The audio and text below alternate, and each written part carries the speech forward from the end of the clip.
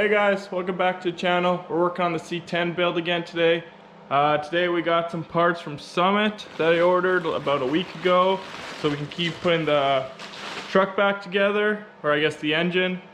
So what we picked up from Summit was the front bushings for the A-arms. Oh, that later. And then ARP studs for the Gen 3s with the 12 points. And then I picked up some new head gaskets for it. So I had just opened it, make sure I had both. So I was scared that I had only ordered one, but there's two in there, so let's get to do that. So what we'll do today is I'll clean up the head, kind of scrape it off, make sure it's all clean. Blow out all the holes, make sure they're clean, and then tap them. Make sure the threads are all good and probably put the studs in. And then maybe get the heads on, but probably be a couple days later. And then with the cab, as you can see, there's a couple holes drilled. What had happened was, like I said, the studs had snapped off. And then, if you can see, they're all rusted. So we had to drill them up from the top, get them all out. And then what I used was the 1/2-inch bolts with some of these like really thick washers on top, and then thread locked and everything, because I was running poly mounts anyway. So that's pretty much the cab thing. Yes, I know it's rusty, and when I get the cage in, I'll have to make the choice of if I'm gonna deal with the body right away, or if I'm not going to put the cage in and just run for the summer, because right now all the trucks around us are all closed for the year, so I might as well just get it ready and just drive it on the street. So that's pretty much where we're at on the cab. It's all mounted and everything, it's just trying to figure out what I'm going to do when the cage shows up.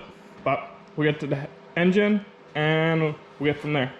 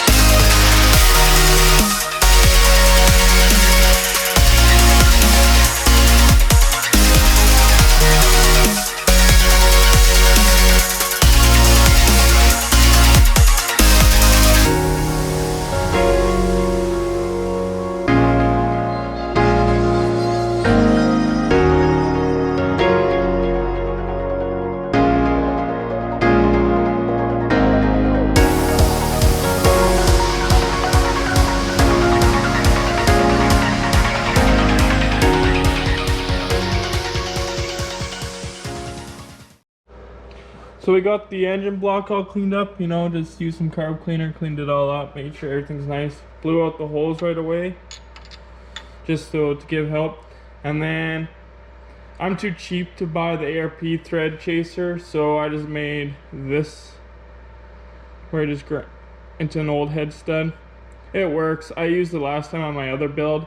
If this was like a aluminum block, then I'd go spend the like $100 here up in Canada for it, but because it's a what's called block, a cast iron one, there's no way this is gonna like wreck any threads. Like I said, if it was an aluminum block, oh for sure I'd spend the money, but it worked last time, and when I went through the first time, it went in really easy. So pretty much we'll get around to that, and we'll do the little one, and then we'll start installing the head studs.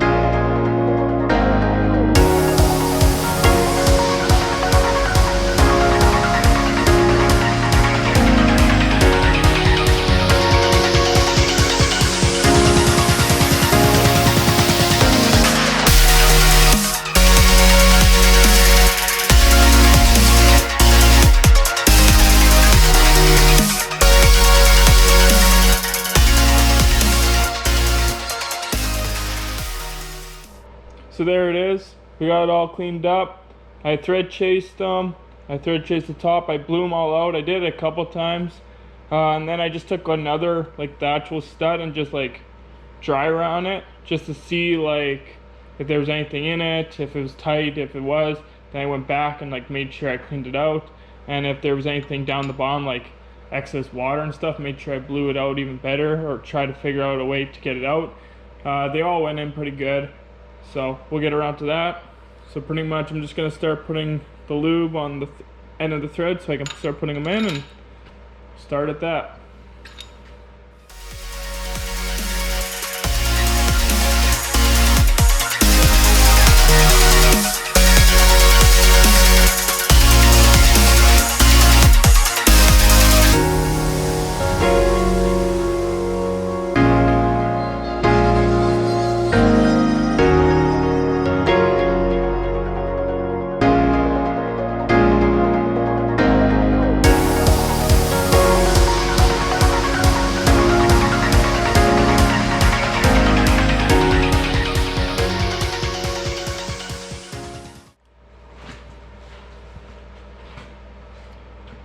I'm not using the Allen key for like torquing it, I'm just making that it's quick to go in, so.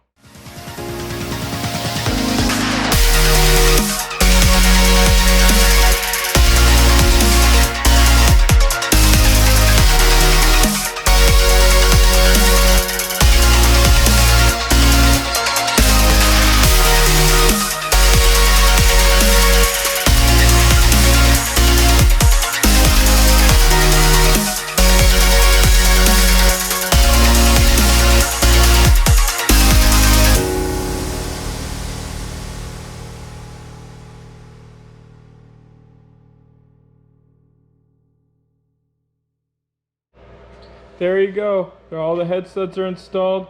This was a Gen 3 block. That's why there was a 3 different head stud lengths. If you had a Gen 4 block or newer, I think there's only 2. And then, yeah, so pretty much on the next video, we'll get around to installing the heads, and then I'll start doing the intake and probably mounting up the headers and everything. So until the next video.